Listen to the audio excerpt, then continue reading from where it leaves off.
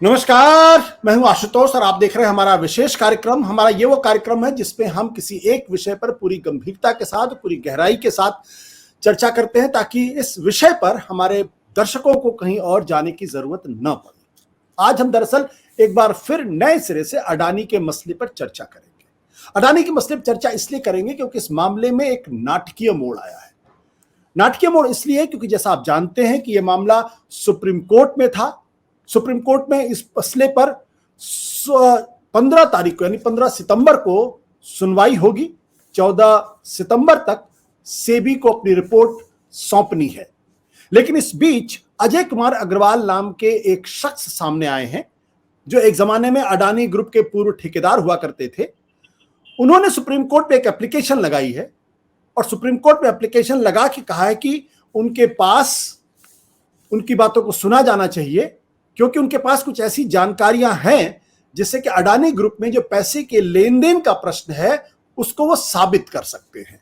यानी एक तरीके से अडानी के मसले पर वो इंटरवेनर का काम कर रहे हैं। अब अगर उनके पास कोई सबूत है, अगर उनके पास कोई जानकारी है, अगर वो गवाह बनने के लिए तैयार हैं, तो फिर अडानी ग्रुप के लिए गंभीर संकट का प्रश्न खड़ा हो सकता है, वो भी सुप्रीम कोर्ट के अंदर। क्योंकि जाहिर सी बात है, जो तथ्य अजय कुमार अग्रवाल वहां पे रखेंगे उस तथ्यों की जानकारी होगी और साथ ही साथ उसके इन्वेस्टिगेशन भी हो सकता है। और अगर उसमें सत्यता पाई गई तो फिर अडानी ग्रुप के लिए मुश्किल बढ़ सकती है। इस बीच एक और डेवलपमेंट हुआ है। वो डेवलपमेंट यह है कि इस मामले में 4 पीआईएल दाखिल हुई है। 2 पीआईएल में, जिसमें एक पीआईएल अनामिका जायसवाल ने दाखिल की है, किसी और ने भी दाखिल की है। इन लोगों ने एफिडेविट दायर किया है और एफिडेविट दायर करके 3 प्रश्न खड़े किए हैं। उन्होंने यह आरोप लगाया है कि दरअसल इस पूरे मसले पे सेबी की भूमिका बहुत अच्छी नहीं है क्योंकि 2014 में डीआरआई ने जो जानकारी दी थी, सेबी ने उस जानकारी को सुप्रीम कोर्ट से छुपाया।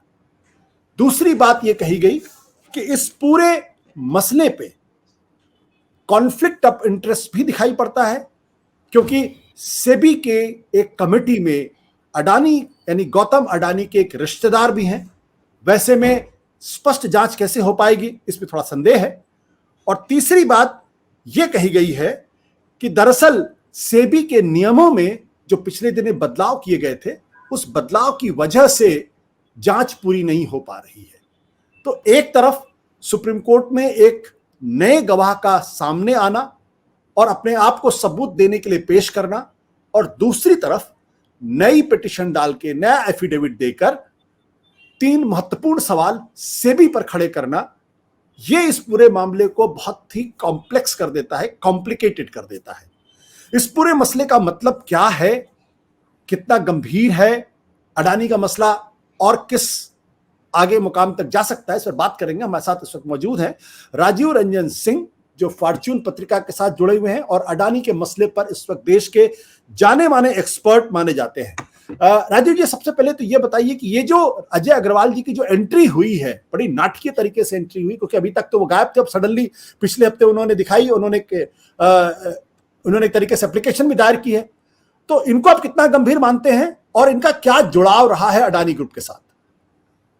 देखिए, जो पिटीशंस जो फाइल किया है इन्होंने, ये बेसिकली इंटरवेनर बनना चाहते हैं और इनका ऐसा कहना है कि जो राइट टू लाइफ जो है आर्टिकल 21 उसका इन्होंने उपयोग किया और इन्होंने कहा है कि रेगुलेटरी बॉडीज जो हैं उन्होंने ठीक से काम नहीं किया है और मेरे पास में काफी सारी जानकारियां हैं जो मैं बताना चाहता हूं। अब ऐसे टाइम में जब आपके पास में जानकारी है और कोई आपको अप्रोच नहीं कर रहा है तो आप कोर्ट के थ्रू अप्रोच कर सकते हो इन्वेस्टिगेटिंग बॉडीज को, तो उसके लिए इंटरवीन करना पड़ता है। तो वही उन्होंने इंटरवेंशन एप्लीकेशन अभी लगाया है। अभी तक उनकी एप्लीकेशन एक्सेप्ट नहीं हुई है, नंबर 1। नंबर 2, आपने पूछा कि ये कैसे हैं, मतलब इनका क्या, इनके बारे में क्या है। देखिए, इनके बारे में बहुत ज्यादा तो नहीं जानता, पर जो भी थोड़ा बहुत मैं जानता हूं वो ये है कि ये 2018 से केस लड़ रहे हैं अदानी के अगेंस्ट में और ऑलरेडी एनसीएलटी में इनका केस चल रहा है, एनसीएलएटी में चल रहा है, ठीक है, दिल्ली में। तो ये इन्होंने एक रेलवे ट्रैक जो है वो बिछाया था छत्तीसगढ़ में अदानी के लिए अदानी ने बेसिकली वो प्रोजेक्ट दिया था गैमन डंकरली और जो बॉम्बे की कंपनी है, और एक विजय निर्माण करके विशाखापट्टनम की जो कंपनी है, इन दोनों कंपनीज को दिया था। अब ये दोनों कंपनीज जो हैं ये डिफॉल्ट कर रही थी या काम ठीक से नहीं कर पा रही थी, तो इन्होंने काम जो है रोक दिया था। ये अजय अग्रवाल जी पहले इन दोनों कंपनी के कॉन्ट्रैक्टर थे जो अदानी के इस रेलवे लाइन को एग्जीक्यूट कर रहे थे। तो ऐसा इनका मतलब इनके लोगों का कहना है कि भाई हमको गौतम अदानी ने और उनके लोगों ने बुला के कहा था कि ये दोनों कंपनीज को अब हमने हटा दिया है, अब डायरेक्टली आप ही हमारा काम करेंगे। ओके, ऐसा इनके लोगों का मानना है, कहना है। तो हमने उस बेसिस पे इनके काम को पूरा एग्जीक्यूट करके दिया, और इतने अच्छे से एग्जीक्यूट करके दिया कि इनको कुछ नहीं करना पड़ा। ये सीधा अपने वैगन्स लेके आए, और कोयला जो है देखिए वहां से कोयला निकालती है अदानी जो है, वो एमडीओ है राजस्थान गवर्नमेंट की। वहां पे एक अंबिकापुर करके जगह है, सूरता कोल माइंस है, वहां से ये लोग कोयला निकालते हैं, और कोयला निकाल के Rajasthan power electricity distribution company को देते हैं, जनरेशन कंपनी को भेजते हैं, सॉरी। तो ये 127 किलोमीटर रेलवे लाइन इन्होंने बिछाया था और उसका इलेक्ट्रिफिकेशन का काम किया था। तो काम बहुत बड़ा था, और इनको गुस्सा इस बात का कि भाई हमने ये इनको पूरा काम करके दिया, उसके बावजूद भी हमको सिर्फ 2/3 पेमेंट किया इन्होंने पूरे प्रोजेक्ट का, और 1/3 पेमेंट नहीं किया। तो ये 2018 से लड़े, तो जेन्युइननेस तो है, ऐसा नहीं है कि ये कोई एकदम से पार्टी आ गई। बट सवाल ये उठता है कि इनको कितनी इंफॉर्मेशन है एफपीआई रिलेटेड मामले में। वो जब इनका इंटरवेंशन एप्लीकेशन एक्सेप्ट करेगा सुप्रीम कोर्ट, उसके बाद में पता चलेगा कि इनके पास में क्या सबूत है, वाकई में कोई सबूत है कि नहीं है। बट बिल्कुल अभी की डेट में ये माना जा सकता है, क्योंकि इन्होंने गैमन एंड डंकरली जो है कंपनी, उसको भी लेके गए और उनसे भी पैसे इन्होंने निकलवाए, उन्होंने भी इनके पैसे रोक दिए थे। तो पार्टी तो जेन्युइन है ऐसा लग रहा है, बट इस मामले से रिलेटेड इनके बारे में कितने जानकारी है ये भी हमको आने वाले दिनों में मालूम चलेगा जब एप्लीकेशन एक्सेप्ट। बिल्कुल राजू, मैं बातचीत को आगे बढ़ाऊंगा, लेकिन उसके पहले बता दूं कि दरअसल अजय कुमार अग्रवाल ये अडानी ग्रुप में एक ठेकेदार, एक कॉन्ट्रैक्टर कह सकते हैं। दरअसल अडानी ग्रुप के पास सरगुजा रेल कॉरिडोर का प्रोजेक्ट था, और सरगुजा रेल कॉरिडोर के प्रोजेक्ट को करने के लिए इन्होंने इसको सबलेट किया SRCPL नामक एक कंपनी को, Surguja rail corridor private limited को। और Surguja rail corridor private limited company ने इसको सब कॉन्ट्रैक्ट किया EBPL नाम की एक दूसरी कंपनी को। ये जो EBPL सरगुजा अदानी की कंपनी है जी, तो ये जो EBPL वेंचर कंपनी थी, इसके डायरेक्टर अजय कुमार अग्रवाल थे, और इनका यह कहना है कि उनके पास पैसे के लेन देन के मसले पर कुछ जानकारियां हैं, कुछ अगर वाकई में गंभीर इनके पास जानकारी होगी तो फिर दिक्कत पैदा होगी। अब मेरा दूसरा सवाल राजू जी इस बात को लेकर ये कि इनकी इस बातों को कितना गंभीरता के साथ लिया जाए। हालांकि अपने जो पहला वक्तव्य दिया था उसमें इस बात के हिंट किए थे कि ये थोड़ा गंभीर मसला हो सकता है, और अगर ऐसा है तो क्या वाकई में अडानी ग्रुप के लिए बड़ा संकट हो सकता है? आपको अनम्यूट करना पड़ेगा। हाँ, आप सुन सकते हैं? जी जी जी, देखिए ये डिपेंड करता है कि इनके पास में साक्ष्य क्या है। ठीक है, ये जो पूरे के पूरे केस, दो चीजें मैं बोलना चाहूंगा, एक टेक्निकल और एक जनरल। पहले जनरल चीज बोलता हूं। देखिए आप ये पूरे केस को समझिए। इस केस में, अदानी के केस में शोकेस क्या हुआ है, उसमें ये शोकेस हुआ कि इनके अगेंस्ट में जितने भी लोग उठे हैं अभी तक, चाहे वो अजय अग्रवाल जैसे हों या अनामिका जो आपने जायसवाल का नाम लिया, हाँ जायसवाल, वो स्टूडेंट है, ये सब छोटे छोटे लोग हैं। या सत्य हिंदी आप देख लीजिए, ये मेन स्ट्रीम मीडिया नहीं है ना। तो ये छोटे छोटे लोग जो हैं, छोटे छोटे प्लेटफॉर्म्स हैं, वो एक इशू को उठा रहे हैं ऐसे आदमी के अगेंस्ट में जिसका दोस्त जो है देश का प्रधानमंत्री है, या जिसका रिलेटिव जो है वो सेबी के कॉर्पोरेट गवर्नेंस कमेटी में बैठा हुआ है। तो आप ये समझिए कि ये एक छोटे छोटे लोगों के लड़ाई है, उनकी सुबुगाट है अगेंस्ट ये बड़े लोग जिनकी कोई बात नहीं सुन पा रहा है। तो अजय अग्रवाल का हो सकता है कि ये एक स्ट्रैटेजी भी हो, एक प्लॉय भी हो, मुझे नहीं मालूम है, कि एक इंटरवेंशन में लगा दो, एटलीस्ट मेरी बात तो सुनी जाएगी। ठीक है, वो ये बोल रहे हैं कि मेरे पास में कुछ साक्ष्य और बहुत पुख्ता साक्ष्य है। तो हम देखेंगे कि क्या उनके पास साक्ष्य, क्योंकि वो तो अभी तक कहीं आया नहीं है, किसी के साथ उन्होंने शेयर भी नहीं किया। But coming back to your point, देखिए टेक्निकल इशू जो है, इस पूरे केस को उलझा दिया गया है मिनिमम शेयर होल्डिंग नॉर्म्स और फॉरेन पोर्टफोलियो इन्वेस्टर्स जो है उस मुद्दे के अंदर में। अब राजीव जी, राजीव जी, अब इसके साथ एक दूसरा मसला, उस पर भी चाहूंगा कि आपकी तवज्जो हो, क्योंकि अडानी के मसले पर सुप्रीम कोर्ट में हलफनामा दायर किया गया है, और हलफनामा दायर करके एक तरीके से सेबी की पूरी कार्यप्रणाली के ऊपर सवाल खड़े कर दिए गए। हलफनामे में कहा गया कि जो 2014 में जो डीआरआई की रिपोर्ट थी, और उस डीआरआई की रिपोर्ट में जो पावर इक्विपमेंट का जो इंपोर्ट किया गया था, उसकी जो ओवर इनवाइसिंग थी, उसकी जानकारी डीआरआई ने सेबी को दी थी 2014 में। लेकिन सेबी ने डीआरआई की इस रिपोर्ट का हवाला सुप्रीम कोर्ट के सामने नहीं रखा। आरोप यह लगाया गया कि न केवल जांच भी नहीं की, बल्कि उसको छुपा लिया। दूसरा आरोप यह लगाया गया कि जो सेरिल श्राफ साहब हैं, ये दरअसल गौतम अडानी के रिलेटिव हैं, और ये जो सेबी की जो कॉर्पोरेट गवर्नेंस कमेटी है उसके सदस्य हैं। तो कॉन्फ्लिक्ट ऑफ इंटरेस्ट का मसला है, वो ऑलरेडी सेबी में है, तो कैसे जांच हो सकती। तीसरी चीज की गई कि पिछले सालों में जो नियमों में बदलाव किए गए हैं, उसकी वजह से जांच पर असर पड़ रहा है। तो ये जो नया हलफनामा आया है, ये हलफनामा दरअसल अडानी के लिए कितनी मुश्किल पैदा कर सकता है? ये तो देखिए एक अलग ही चीज शो करेगा। ये तीनों मामलों से कोई इसका लेना देना नहीं है, जो मुझे समझ में आ रहा है। साइरल श्रॉफ का जो केस है, जो सेबी की कॉर्पोरेट गवर्नेंस कमेटी में है, जिनकी बेटी की शादी करण अडानी से हुई है, जो कि गौतम अडानी के बेटे हैं, तो कहा यह जा रहा है कि भाई ये तो कॉन्फ्लिक्ट ऑफ इंटरेस्ट है, साइरल श्रॉफ जी को तो इस्तीफा दे देना चाहिए था, तो वो कैसे इस कमेटी में बने रहे, ठीक है, या अडानी से रिलेटेड जो भी मामले हैं उससे उनको पहले ही अलग हो जाना चाहिए था। दूसरा जो आपने मसला उठाया कि सेबी ने जो है इसको ठीक से ये नहीं किया, ये अजय जी के इससे सेबी के कोई भी वर्किंग जो है या इन्वेस्टिगेशन जो है, मुझे नहीं लगता है कि ये अटैच होगा, क्योंकि अजय जी ने अभी तक साक्ष्य रखे ही नहीं है कि उनके पास में है क्या। ओके, तो ये जो भी अजय जी से रिलेटेड जो भी जोड़ा जाएगा वो कयास होगा, अनुमान होगा। बट आपकी जो डीआरआई की बात है उसमें हो सकता है अजय अग्रवाल कुछ प्रस्तुत करें। और डीआरआई के इसमें मैं इसलिए भी जान रहा हूं क्योंकि डीआरआई 2012 में मैंने ही एक स्टोरी लिखी थी पावर इनवॉइसिंग के ऊपर में 2012 में, कि कैसे ये लोग जो हैं इनका मर्जर दो कंपनीज का इन लोगों ने किया, शेयर स्वैपिंग किया, और कैसे पावर इनवॉइसिंग मतलब कैसे इनवॉइसिंग हाई हो रही है और आरबीआई के नियम में कहां लचरता है। मेरे उस स्टोरी के बाद में मेरे को कुछ डीआरआई के लोगों ने कांटेक्ट किया था, मेरे पास में जो भी था मैंने उनको प्रोवाइड किया। अब मुझे मालूम नहीं है कि उसी को बेसिस बना के आगे डीआरआई ने इन्वेस्टिगेट किया कि नहीं किया, बट ये बात सही है, मैं खुद इस चीज को जानता हूं कि 2014 में डीआरआई ने लेटर लिखा था सेबी को, सेबी ने उसके ऊपर में कोई एक्शन नहीं लिया। क्यों नहीं लिया ये मुझे मालूम नहीं है ना। और ये इस चीज का इन्वेस्टिगेशन होना चाहिए, इनफैक्ट सुप्रीम कोर्ट को पूछना चाहिए यूके सिन्हा जी को, कि जब आपको डीआरआई के चीफ ने दिया है, ये भी नहीं कि कोई छोटे अधिकारी ने दिया है, तो आपने उस चीज का इन्वेस्टिगेशन क्यों नहीं किया। आपको तो 3 साल का एक्सटेंशन मिल गया था, अब 2017 तक थे, तो आपकी ऐसी क्या विवशता थी कि आपने उस चीज का इन्वेस्टिगेशन आप नहीं कर पाए।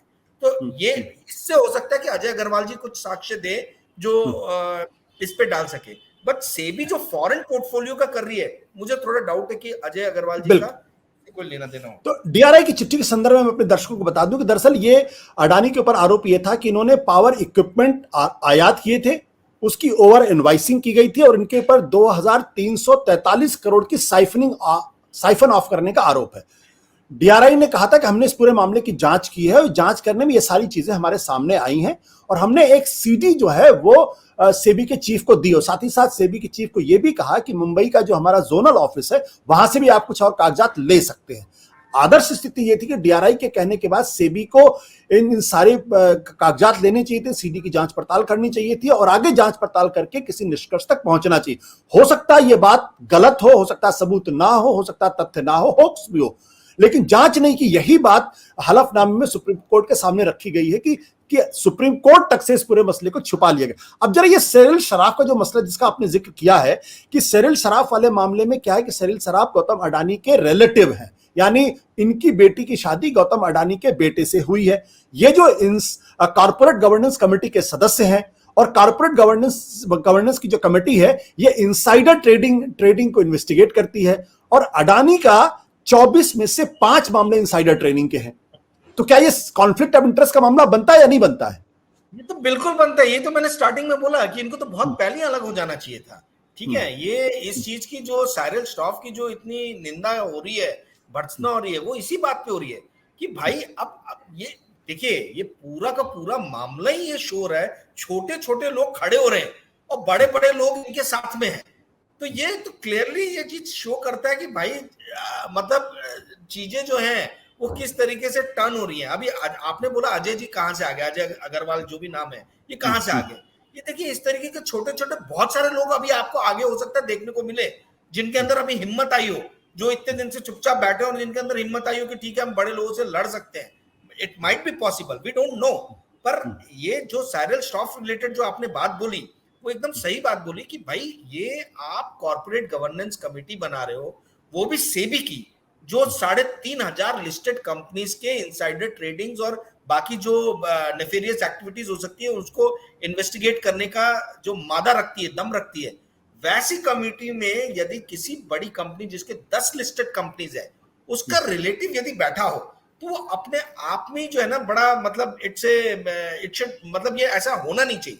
ये कहीं पे भी नहीं होता है, किसी भी देश में नहीं होता है। ये हमारे देश में हो रहा है, ये क्यों हो रहा है मुझे समझ में नहीं आ रहा है।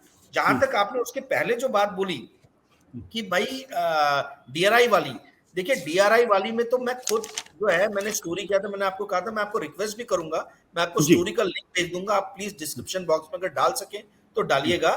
वो स्टोरी ये इनसाइडर ट्रेडिंग रिलेटेड ही थी कि शेयर स्वैपिंग हुआ था अदानी पावर लिमिटेड और अदानी पावर महाराष्ट्र लिमिटेड का, और उसमें एक माइनॉरिटी शेयर होल्डर ने अहमदाबाद में केस, हाईकोर्ट पे केस डाल दिया था। उस अहमदाबाद हाईकोर्ट के केस में क्या हुआ, वो जज कहां गया, नोबडी नोज। और उसके बाद ही उस स्टोरी में भी मैं उपाल इन्वेस्टमेंट तक पहुंचा था। उस टाइम में नहीं मालूम था कि उपाल इन्वेस्टमेंट चैंगचुंग लिंग की कंपनी है। अगर मतलब ये तो अब जाके खुलासा हो रहा है कि चैंगचुंग लिंग जो है वो उपाल इन्वेस्टमेंट को ओन करते हैं।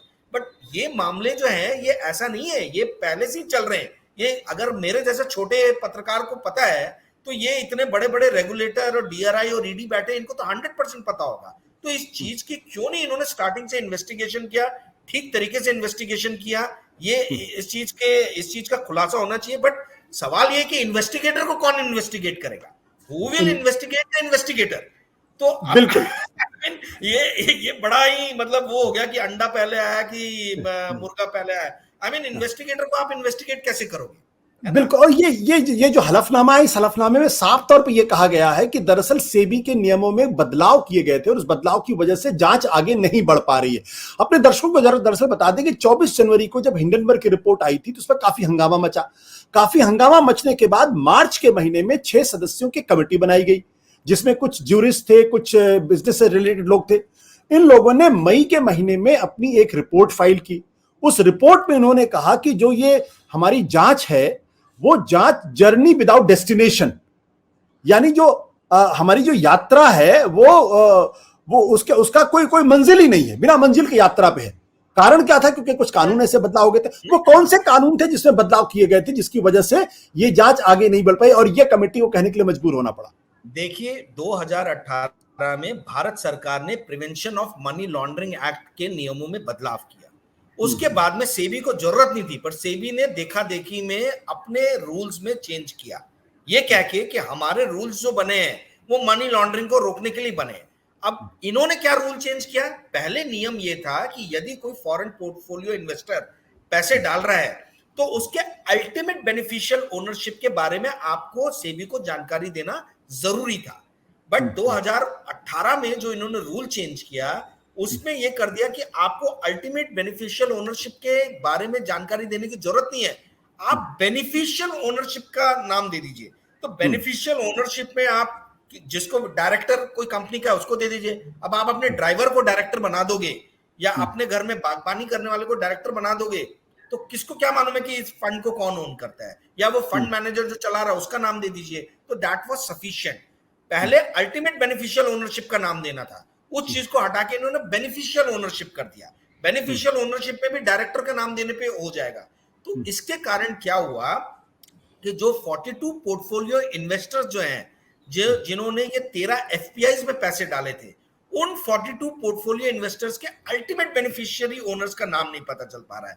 और वही ओसीसीआरपी ने ऐसे ही 2 एफपीआईज के नाम उजागर किए कि ये 2 एफपीआईज के अल्टीमेट बेनिफिशियल ओनर कौन है, जो सेबी भी पता नहीं लगा पाया था अभी तक। वो ओसीसीआरपी की रिपोर्ट ने पता लगाया। तो बेसिकली कहने का अर्थ है कि यदि नियमों में बदलाव नहीं होता उस टाइम में, तो ये खेल जो है ना, ये बड़े प्लानिंग से बनाया गया है। ये 2019 में, 2018 में गवर्नमेंट ने रूल चेंज किया, 2019 में सेबी ने रूल चेंज किया, 2020 से सडनली शेयर प्राइसेस ऊपर भागने चालू हो गए, और 2020 से लेकर 2023 के बीच में अदानी ग्रुप का मार्केट कैप 2 लाख करोड़ से बढ़ के 20 लाख करोड़ हो गया। तो आप पता ही नहीं है भाई, आप आपस में खरीदो बेचो खरीदो बेचो। मैं नहीं बोल रहा इन्होंने किया है, मैं बोल रहा हूं ऐसा हो सकता है, ठीक है। तो अगर खरीद फरोख्त आपस में ही हो रहा है पार्टीज के बीच में, तो क्वाइट ऑब्वियस है शेयर प्राइस ऊपर जाएंगे। और बिल्कुल सबसे मजे की बात है कि ये जो विशाल जी ने जो पिटीशन डाला है, जिसको ये अजय जी ने बेस बनाया अपने एप्लीकेशन में, उन्होंने शेयर होल्डर्स को जो लॉस हुआ है उसी को बेस बनाया कि 20 लाख करोड़ से 10 लाख करोड़ आया, तो माइनॉरिटी शेयर होल्डर्स को बहुत बड़ा लॉस हुआ है। पर सवाल यह है कि ये 2 लाख करोड़ से 20 लाख करोड़ गया कैसे, और 20 लाख करोड़ से 10 लाख करोड़ ये इन्वेस्टिगेट कर रहे हैं कि 20 लाख करोड़ से 10 लाख करोड़ कैसे आया, और वो शॉर्ट करके किसने पैसा बनाया। पर भाई साहब ये कौन बताएगा कि 2 लाख करोड़ से 20 लाख करोड़ जो है वो कौन लेके गया, और उसका अल्टीमेट बेनिफिशियल सबको मालूम है, गौतम अदानी या उनकी फैमिली के अलावा और कोई है नहीं। होंगे तो जो शुरू से इन्वेस्टर जो होंगे वो होंगे, थोड़े बहुत लोग हैं। दैट इज बिल्कुल। जो बात राजीव जी कह रहे हैं, मुझे लगता है लगभग वही बात, अगर आप ध्यान दें, हमारे जो दर्शक इस मसले को बहुत करीब से देखने की कोशिश कर रहे हैं और इस पर नजर रखे हुए हैं, कि जो पूर्व सेबी के डायरेक्टर हैं एम दामोदरन, सेबी के जो प्रमुख एम दामोदरन, बहुत ही बड़ा नाम है और उनका काफी सम्मान है। उनका कहना है कि जिस तरीके के आरोप लगे हैं वैसे में सेबी जांच से अपनी आंख नहीं मूंद सकती। वो जांच करे कि नियमों का उल्लंघन हुआ है या नहीं हुआ है। और ये बात सत्य हिंदी भी और राजीव जी भी लगातार कह रहे हैं कि भाई अगर आरोप लगे हैं तो उस आरोप की जांच होनी चाहिए। और जो ये एफिडेविट दाखिल किया गया सुप्रीम कोर्ट में इस पूरे मामले में, उसका मंतव्य ये है कि दरअसल इस पूरे मसले पे जांच ईमानदारी से होती हुई नहीं दिख रही है। कि अगर आपने डीआरआई ने आपको चिट्ठी लिखी, सेबी ने उसको सुप्रीम कोर्ट से छुपा लिया, नियमों के अंदर बदलाव कर दिया और साथ ही साथ कॉन्फ्लिक्ट ऑफ इंटरेस्ट दिखाई पड़ता है, तो फिर कैसे जांच होगी? और अगर जांच भी होगी तो कैसे ये लगेगा कि ईमानदारी से जांच की गई है? तो इस पूरे मसले में जो महत्वपूर्ण बात है, एक बार फिर मैं अपने दर्शकों के सामने में जो है वाइंड अप कर देता हूं, समराइज कर देता हूं, कि दरअसल पूरा मसला शुरू हुआ था हिंडनबर्ग की रिपोर्ट से, जो 24 जनवरी को आई थी। और उस एक शॉर्ट सेलर थे अमेरिका के, उन्होंने ये रिपोर्ट की थी और उसके बाद से पूरे देश में हंगामा मचा था। 3 आरोप लगाए थे: अकाउंटिंग का फ्रॉड, स्टॉक प्राइस मैनिपुलेशन और improper use of tax haven के आरोप लगे थे। और जो भी राजीव जी ने बताया कि अचानक उनका जो वैल्यूएशन था वो बहुत, उसमें लगभग काफी गिरावट आई, जबरदस्त तरीके से गिरावट आई थी। उस वक्त तो दुनिया के दूसरे या तीसरे नंबर के सबसे अमीर आदमी माने जाते, तो अचानक वो उस लिस्ट से टॉप 10 से बाहर हो जाते। तो राजीव आपसे आखिरी सवाल, हाँ 10 लाख करोड़, राजीव आपसे आखिरी सवाल। अब एक तरफ अजय अग्रवाल की का एप्लीकेशन है, दूसरी तरफ ये नई पिटीशन, नया एफिडेविट दाखिल किया गया। तो क्या आप मानते हैं अगर सुप्रीम कोर्ट ने इस पर कॉग्निजेंस ले लिया तो क्या अडानी के लिए मुश्किल बढ़ेगी? देखिए, डीआरआई रिलेटेड मामले में तो बढ़ सकती है, क्योंकि क्या है, वो बोलेंगे इनको, अग्रवाल जी को, कि आप साक्ष्य रखिए कौन सी कंपनी ने, वो ये बोलेंगे कि आप डीआरआई, ईडी या सेबी जो भी है, जो भी इन्वेस्टिगेटिंग बॉडी है, उनको बताइए कि आपके पास में क्या प्रूफ्स है। अगर एक्सेप्ट हुआ तो सुप्रीम कोर्ट में, अगर सुप्रीम कोर्ट ने बोला कि भाई नहीं, आपका तो ऑलरेडी इनसे केस चल रहा है और पेमेंट का मामला है, वेस्टेड इंटरेस्ट है, हम इसमें नहीं ये आपको ये कर सकते, तो बात अलग है। पर यदि ये किया तो ऑफकोर्स मुश्किलें बढ़ सकती हैं, क्योंकि इनके पास में यदि कोई साक्ष्य नहीं होता तो ये इतना बड़ा स्टेप शायद नहीं लेते। मैंने जैसे पहले भी बोला, बार बार बोल रहा हूं, ये केस की ब्यूटी क्या है, आप इस चीज को समझिए। ये आपके दर्शकों को जानना, समझना, मतलब तार जोड़ना जरूरी है कि पहली बार ऐसा हो रहा है कि एक ऐसा आदमी जिसके बड़ी बड़ी जगहों पे दोस्त बैठे हुए हैं या रिश्तेदार बैठे हुए हैं, उसके अगेंस्ट में छोटे छोटे लोग खड़े हो रहे हैं, छोटे छोटे प्लेटफॉर्म्स खड़े हो रहे हैं। तो ये लोगों की सुगबुगाहट को दिखा रहा है, ये बता रहा है लोगों को कि भाई यदि आपको जस्टिस चाहिए इस देश में, देखिए आज जस्टिस पाना भी बहुत मुश्किल काम है, तो जस्टिस पाने के लिए लोग सामने आ रहे हैं। ये अपने आप में एक बहुत बड़ा चेंज का ये है, क्या बोलते हैं, परिचायक है ना। बिल्कुल, ये चीज जो है ये समझना जरूरी है। पर कहने का मतलब ये कि जब सुप्रीम कोर्ट में ये दोनों चीजें एक साथ जाएंगी, अजय अग्रवाल की एप्लीकेशन और जो नए एफिडेविट दाखिल किए गए हैं, सुप्रीम कोर्ट जो फैसला करेगा या सुप्रीम कोर्ट उस पर जो कॉग्निजेंस लेगा, उससे बहुत कुछ इस केस में आगे क्या होगा तय होगा। और हो सकता है अडानी की जो दिक्कतें हैं वो थोड़ी और बढ़ जाए इस पर। बहुत बहुत शुक्रिया, धन्यवाद, नमस्कार। सत्य हिंदी का ऐप डाउनलोड करें गूगल प्ले स्टोर पर।